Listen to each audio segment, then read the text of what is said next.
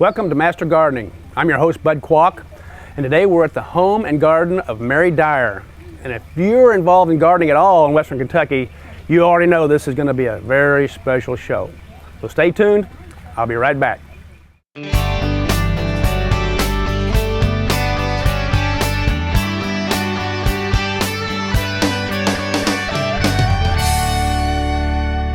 Welcome back. I'm sitting here with my friend Mary at her garden, at her house, and as you will see really soon, she really has a magnificent garden. But one of the things I wanted to ask her about was, how did you get into gardening? I'm sure you didn't do this last year. You've been gardening for quite some time. I have been gardening probably for 50 years. I gardened, this is my third house to live in Paducah, and I gardened at each house. I'm originally from Alabama. Oh, Alabama. Right. All of my relatives lived close by, and they all gardened. And while I really didn't take part in it, I could always see the results, and I thought it was wonderful. And so I've always been interested in flowers. So it's kind of in your blood, but right. you didn't participate? No. A lot of vegetable gardening back then. I know my parents did a lot of vegetable gardening. Both vegetable gardens and flower gardens. Okay. Yeah. So when you moved to Paducah, and you said you... When I moved to Paducah, there are always things about a lot, a house, or whatever, that not that you really dislike, but you would prefer. It would look a different way. And so because of that, I began to bring in shrubs and trees and do things like that. And then when we moved to our second house over on Rustic and Brookfield, I got into gardening in a really big way with lots of roses and brick walls and all of those kind of things, lots of plants. And so when we moved here, I just wanted this bigger space for gardening. Now this place has been here a long time, right? How long have you been at this location on the golf course? We bought the lot here 12 years ago and built the house. 12 years? Mm-hmm. This has all been done in 12 years. I'm telling Tom, I've done mine for 20 years, and it doesn't look a bit like this. The landscaping and the patios and the containers and the fountains and things we're going to see here in a minute are just beautiful. Thank you. Now, in one garden, you said that you completely dug it up quite 2 or 3 times. The sunny garden, that whole big sunny garden out there, was a 12-foot border straight, and I didn't like the way the plants were arranged, and so I bought a very large bolt of burlap, and I laid it down on the grass, and then I dug up every plant in the sunny border and put it on that burlap, and then I rearranged it and put it back. And I've done that twice. So you changed every plant where this one goes down there and you didn't like the way it was? And I'm never doing it again. Never doing it. Well, it probably was just a weekend job, right? One day. One day, really? Actually 2 days. I dug them up one day and put them back the next day. Now, I never asked you, but do you belong to garden clubs in Paducah is the garden club capital of the world. I don't know if you knew that. We had 26 garden clubs at one time in Paducah. But which ones do you belong to or did belong to? I have belonged to Four Seasons. I'm an associate of Four Seasons, and I'm a member of the Paducah Garden Club. Paducah Garden Club. Well, that's a special one. That's there's only like 3 clubs in Kentucky that belong to the American Garden Club of America. Garden Club of America. There's only like 3 in all of the state, and Paducah is one of them. So it's really a special garden club. Right. I know you take care of the Noble Park entrance, I think. No? Yes. Yes. And also the library garden down at the library. Now that's people don't realize what garden clubs do for a community. And just very recently, I think it's really interesting what the Paducah Garden Club has done. We have given over $20,000 to the recycle place down on 8th Street. And then this year, because it is the 100th anniversary of the Garden Club of America and also 100th anniversary of the Paducah Garden Club, we planted 25 trees on Jefferson, and next year we plan to plant 25 more. Oh my goodness. Now that recycling center, we take advantage of that. I know I go there once a week, Right. taking my things over there. Yeah, so you were a charter member of the American Garden Club of America then, if you were 100 years, right? I don't know those exact facts, but it's pretty close. Yeah, yeah. You've got such a wonderful big garden. I think, let's go get started, okay? Sure.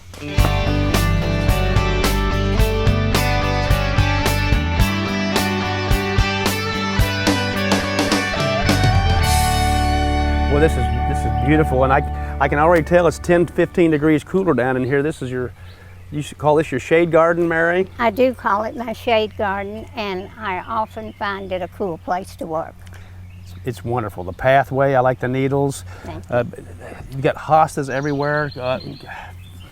I'm not sure, you say this is a lace cap? That is a lace cap, and this is a lace cap on this side also. They're so much more delicate and beautiful, I think. Right. They're ready to be deadheaded right now, but I just wasn't quite ready to get rid of that, but I'll be getting rid of all of that fairly soon. These are soft pink when they're fresh and like this. But now they're ready, the color's gone and they're ready to be deadheaded. And you've got Helleborus over here and some miniature Hostas. Some more miniature hostas. And what is this? Solomon seal, variegated Solomon seal that I got from Bob Evans. Bob Evans gave you a start. And I was telling Tom Butler a minute ago that, you know, it's nice to go through your garden and say, I got this there, and I got my friend gave me this, and I stole this out of the yard of the neighbor, and all those type things. Right. And most people have stories to tell like that. Oh yes, indeed we do. Now, what is this? Actually, this is well, Not a Helleborus. It's no. similar. I think it's really funny. You know, a lot of people call geraniums the blue, the yellow, the red, and soft pink geraniums. This is actually a geranium. Those plants have a different name. Oh, okay. And this is a different kind of Helleborus. It's Festivus. looks like a Schefflera. And last year, I trimmed it back because it was getting out in the walkway and it promptly fell down and died, so I'm not touching it this year. Now these trees, all these trees are wonderful. These trees, did you plant these trees yourself? None. And there were 15 more trees here before the wind So you had a forest. took forest. And the wind, The wind knocked them down. A tornado came through here, knocked down 15 trees. You saw the tornado? I saw it coming down the golf course. My husband and I ran to the basement. How long ago was that? 10 years? 7 or 8 years ago. I didn't know that Yeah. Paducah had a tornado. Right. Well, the Weather Service doesn't know it either. This plant is Begonia grande, and it is a hardy begonia. It's an annual or? It comes back from seed. Oh, reseeds. It reseeds. I've never moved it around. I just let it go wherever it wants to, and you will see it all Here and there. over this shady garden. And I'm sure the birds help move it around, and you know, the water washes yeah. it, and so The azaleas. Azaleas everywhere. Beautiful azaleas. And They're not in bloom right now, No. but all of my hydrangeas are pink because I put a lot of acid fertilizer in this garden because shady plants like mostly prefer acid.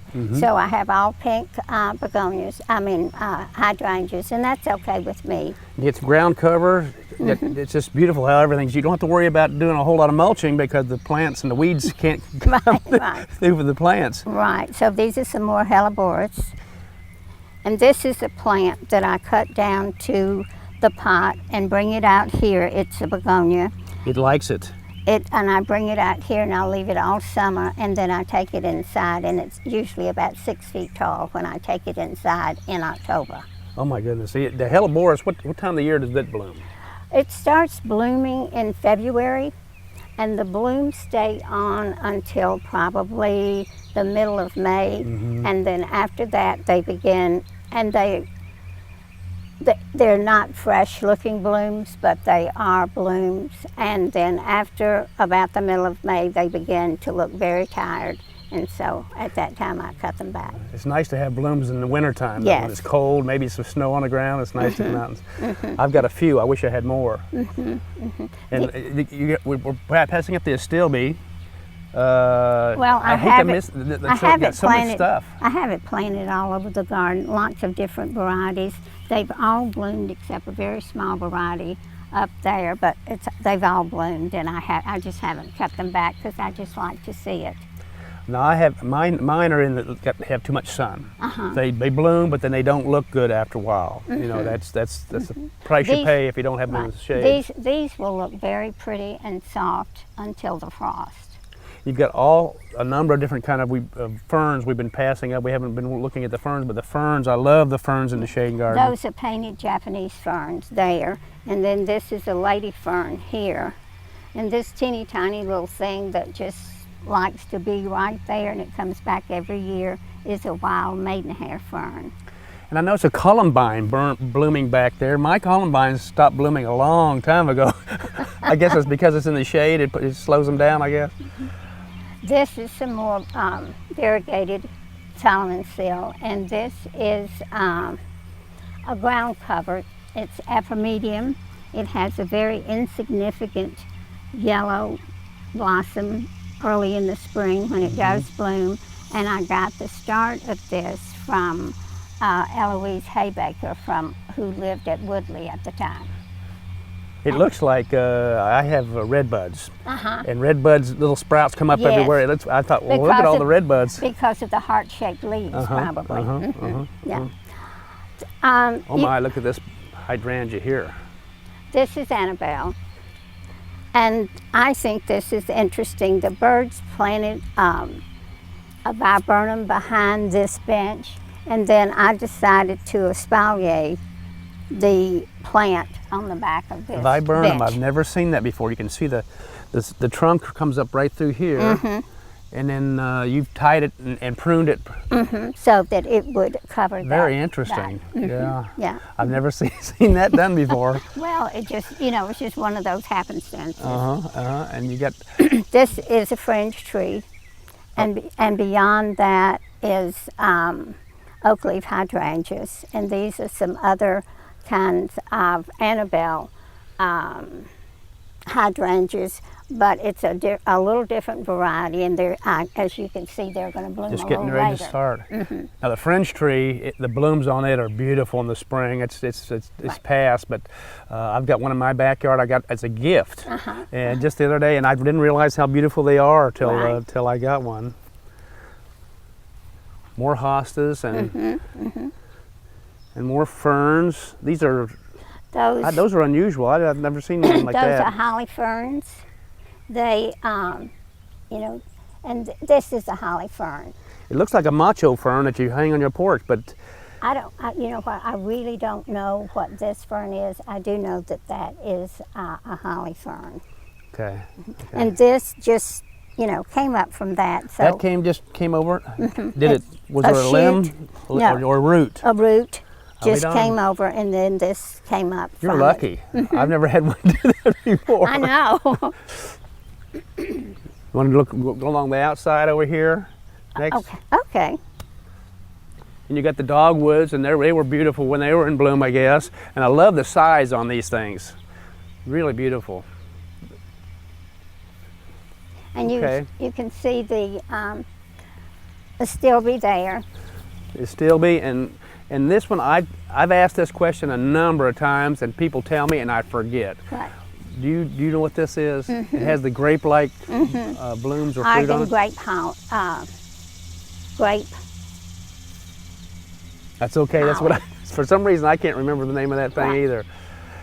It's Argan grape holly, I think is the name of it. Now I notice you've got the fence, the electric fence all around this. It is electric fence. I put in a very tall wrought iron fence around the entire area, and it didn't suit the country club, so I had to take it down. $15,000 later.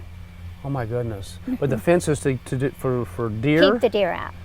Okay. What do the deer like to eat in here? Deer like to eat any kind of buds. They like to eat hosta buds, lily bulbs, flock buds. They just like buds. So they'll just go around in your garden, and just before your plant gets ready to burst open, They eat it. They eat it. So now I have this electric fence, and it's doing really well. It's keeping the deer out. And you don't see it that way. If you like, I didn't realize it till just now. I'm looking, I see the fence. You said something about a rabbit lives in here too? A rabbit lives in the sunny garden. The sunny garden. And occasionally I come across the rabbit when I'm there, but I mostly just see the rabbit in the late afternoon. He comes from the sunny garden and he goes over this direction. I don't know what the attraction is, but he goes there every day. Every day. And then he comes back. He You stays think for it might about be an a hour. female over there? Could possibly be. I'm not sure. That'd be my guess. Okay. So here's some more of the Begonia? begonias grande, and I didn't plant any of those here. They just moved It here. just moved over here with the birds, probably. Yeah. And daylilies. These are some lilies. They've got some sun, looks like. These are some magnolias and sweet bay magnolias, and I really like them a lot. I got them from Nashville, this size, brought here purpose. and planted this size because I just wanted that look. Oh, I love sweet magnolia. Sweet bay. Bays. The leaves and the foliage. Just, yeah, they're beautiful all year long. Right, right. But these daylilies are doing okay. Yeah, they're doing okay. Now, what's this ground cover down here? Is that That's a stilby. that's a stilby? That's another variety of a tiny little stilby there. And it's kind of mixed wandering? in with the And this is also one of my favorite plants, and I'm trying to get this whole area covered with it, and I think it's going to happen real It soon. looks like it's doing real well so far. The deer really, really like this. I mean, you see this right here. It's going to shoot up a very tall little. Bloom stalk. And then it'll come up about this tall, and then it'll bloom white. And the common name for this is windflower, and I never knew why it had that name. And years ago, we were in a place in Chile, in a garden in Chile, and there was this whole area under a lot of trees, and I would say the whole area was probably twice the size of the shady garden, and the wind was blowing, and the flowers were just doing this. And so I realized at that point the reason why these flowers are called windflowers. And here's one that's a little bit further along. Yeah, right, So right. they all do that. Yes, You have and all these. right, and this is just about to get where the deer like to bite it, right there. And then without the fence, the deer get it. Right, right. So anyway, Well, we're getting out of the shade garden. You want to go over to the sun garden now? And do you call that the sun garden or I call it the sunny garden. the I sun do. garden? Okay, okay. Shall we go there? Let's go. Shall we go right down here and start at the beginning? Let's go that way. Okay.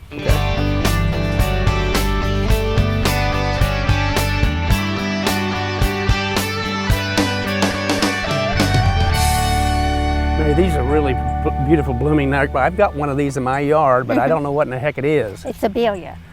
Okay. And I see there's some honeybees on there. You must have a honeybee hive pretty No, close by. I don't, but I do have lots of honeybees, and a lot of times I have lots of butterflies also. Okay. Well, the honeybee will come 3 miles, so Somebody has somebody has one. one. So this is one of those knockout roses, of course, and these Love 'em. bee balm, red bee balm here. Monarda. I've got some of those cut in a vase in my kitchen Right. now. And you will see a lot of this plant around. It hasn't started to bloom yet. It's Physostelia, obedient plant. And this is the Veronica longifolia that I told you the story about. Okay.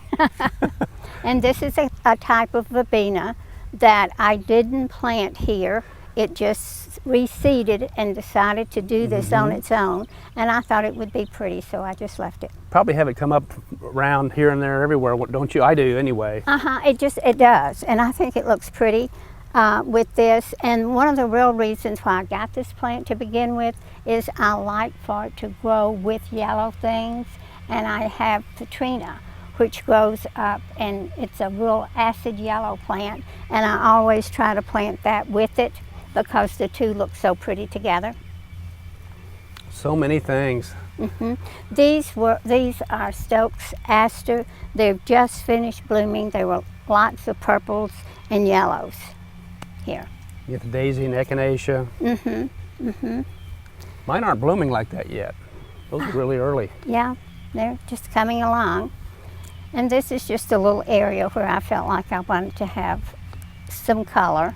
So I've planted these different things in here to give color. So real quickly, what have you got there? You got, that's. I'm not real sure. Okay.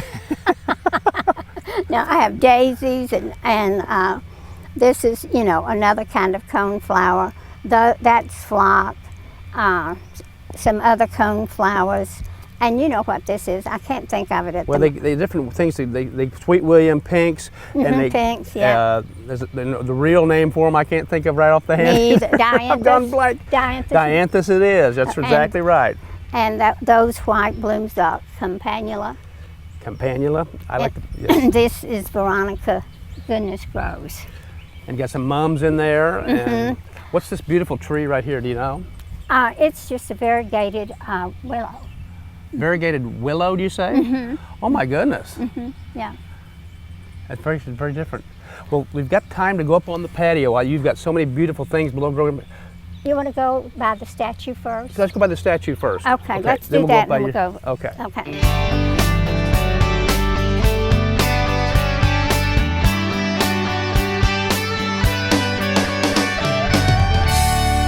Mary, we don't have time to look at your whole garden. You have some liatris over here. It's the only plant that blooms from the top, starting from the top down, and your tall phlox and your buddleia. I hope they get a chance to, they may get a chance to take some pictures of that and get it in the show anyway. Oh, good. But this is something here. This is one of your, just as your focal point. Is that what they call it, a focal point? Well, I wanted a white garden, an area of the garden that would be white. And I ordered these lilies, which were supposed to be white, but they're not really. They're close. I think they're about as close as you can get. And over there are tree peonies, and they are white. And then I have white clematis up on this. White clematis? White clematis, yes. And I've never seen white, I don't think. Oh yeah, it's beautiful.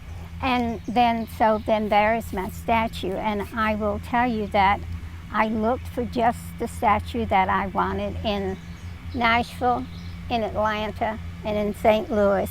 And I found this statue 10 miles from here. Oh my. So I brought, well, that's bought nice. it and brought it home. And, you know, I just felt like the garden needed a statue of that nature. And your hydrangea trees are probably white too, right? They are. Yeah. I had hydrangea paniculata there, PGs, and their branches drooped down. And you couldn't, they drooped down so low that you really couldn't see the blossoms from the patio. So I got rid of those and put these hydrangeas in there, and those are hydrangea tardiva, and their blossoms go up. I've got a couple that do exactly the same thing. I really love them. You were telling me about this plant right over here. I've never seen it before, the long white spindly plant. Right. What is that again? It's called Pearl Everlasting, and I had this at another house where I had a brick wall about 2 or 3 feet high, and I planted this behind the brick wall, and it came over. It did beautifully coming all the way over that wall and was really lovely. So I think this wall is too short, and so it just sticks straight up. But it's beautiful. It's beautiful. Yes. Yeah. Okay, we've got enough time to go up on the patio. Sure. I'd love to see you've got some things blooming up there that are great. Okay, right.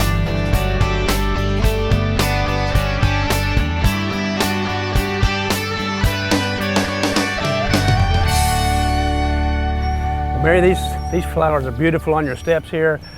you've done wonderful things with the miniature petunias. And what are these other things in here? This that's red. Is that that's not a Veronica? No, it's not a Veronica, and you know what? I can't really tell you the name of it because I can't pronounce it. You've done a wonderful job so far. My memory banks are hurting myself. And this is your miniature roses, and your other, they're kind of past right now. Yeah, fairies. But they'll be coming back. Right, right. And this is just some annuals. This is the first annuals we've seen, I think.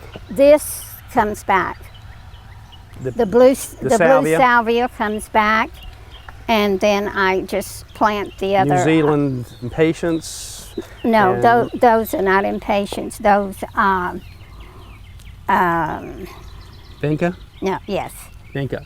And marigolds? I love marigolds. I just, I keep forgetting to plant those every year. You know what? Right down here at this end, the reason why that is so thin is the rabbit likes them too. The rabbit jumps up there and eats them. You get enough that it doesn't hurt. These are pentas. Those are vincas too? Pentas. Pentas, oh, you pentas. Right there. And then just... Now those don't come back, do they? No, they do not come back. I have to plant beautiful. those. They're beautiful. They look like they came back. They're so nice and big. And then I just plant my pots here on the patio every year.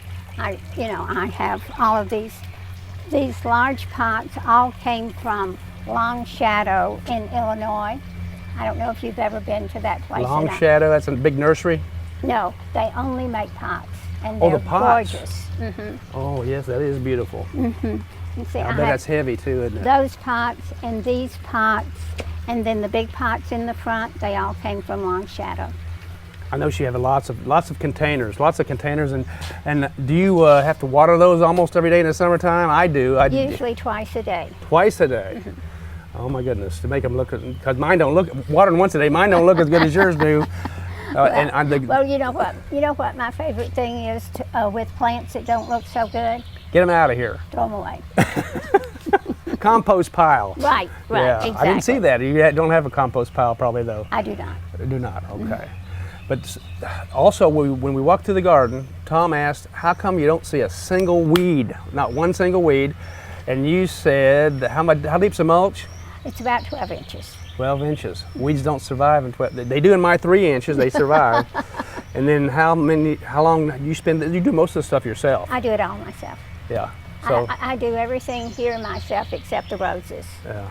3-4 hours a day? 3 or 4 hours a day. Well, it's been so nice meeting with you today. I've enjoyed it. Okay. I'm yes, and I've got to come again. I wish we had another hour. I mean, we just touched this. You have the on the side over there. You have the texture and color garden, which Tapestry hopefully there'll be some garden. pictures of that. Right. And many other places we didn't get to. Well, Thank come you back so much. again. Okay. Yeah. That's it from Mary Dyer's Garden. I'm Bud Qualk. I'm your host. Until next time, good gardening.